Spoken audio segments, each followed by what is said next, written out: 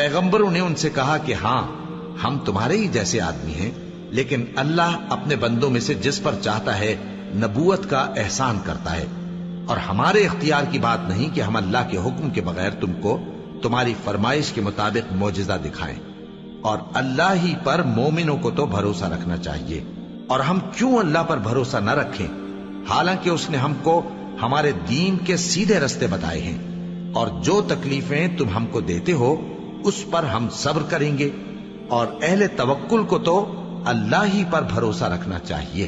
اور جو کافر تھے انہوں نے اپنے پیغمبروں سے کہا کہ یا تو ہم تم کو اپنے ملک سے باہر نکال دیں گے یا تم ہمارے مذہب میں واپس آ جاؤ۔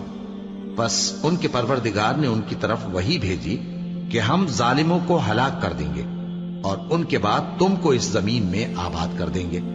یہ اس شخص کے لیے ہے جو قیامت کے روز میرے سامنے کھڑے ہونے سے ڈرے اور میرے عذاب سے خوف کرے۔ اور پیغمبروں نے اللہ سے فتح چاہی اور ہر سرکش ضدی نامراد رہ گیا۔ اس کے پیچھے دوزخ ہے اور اسے پیپ والا پانی پلایا جائے گا، وہ اس کو گھونٹ گھونٹ کر کے پیے گا اور گلے سے نہیں اتار سکے گا، اور ہر طرف سے اسے موت آ رہی ہوگی مگر وہ مرنے میں نہیں آئے گا، اور اس کے بعد سخت عذاب ہوگا۔ جن لوگوں نے اپنے پروردگار سے کفر کیا ان کے اعمال کی مثال راکھ کی سی ہے کہ آندھی کے دن اس پر زور کی ہوا چلے جو اسے اڑا لے جائے۔ اسی طرح جو کام وہ کرتے رہے ان پر ان کو کچھ قابو نہ ہوگا۔ یہی تو پرلے سرے کی گمراہی ہے۔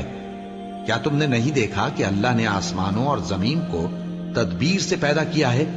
اگر وہ چاہے تو تم کو نابود کر دے اور تمہاری جگہ نئی مخلوق پیدا کر دے، اور یہ اللہ کو کچھ بھی مشکل نہیں۔ اور قیامت کے دن سب لوگ اللہ کے سامنے کھڑے ہوں گے تو غریب پیروکار بڑے بن بیٹھنے والوں سے کہیں گے کہ ہم تو تمہارے پیرو تھے، کیا تم اللہ کا کچھ عذاب ہم پر سے دفع کر سکتے ہو؟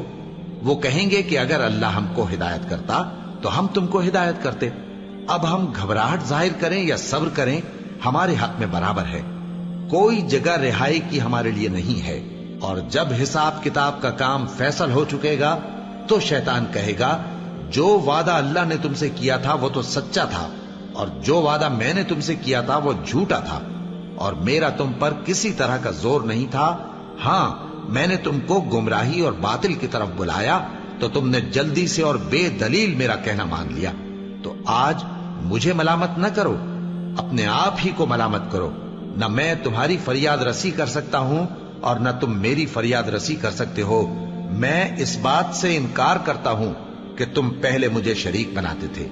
بے شک جو ظالم ہیں ان کے لیے درد دینے والا عذاب ہے۔ اور جو ایمان لائے اور عمل نیک کرتے رہے وہ بہشتوں میں داخل کیے جائیں گے جن کے نیچے نہریں بہہ رہی ہیں، اپنے پروردگار کے حکم سے وہ ہمیشہ ان میں رہیں گے، وہاں وہ ہر ملاقات پر ایک دوسرے کو سلام کہیں گے۔ اللہ اکبر،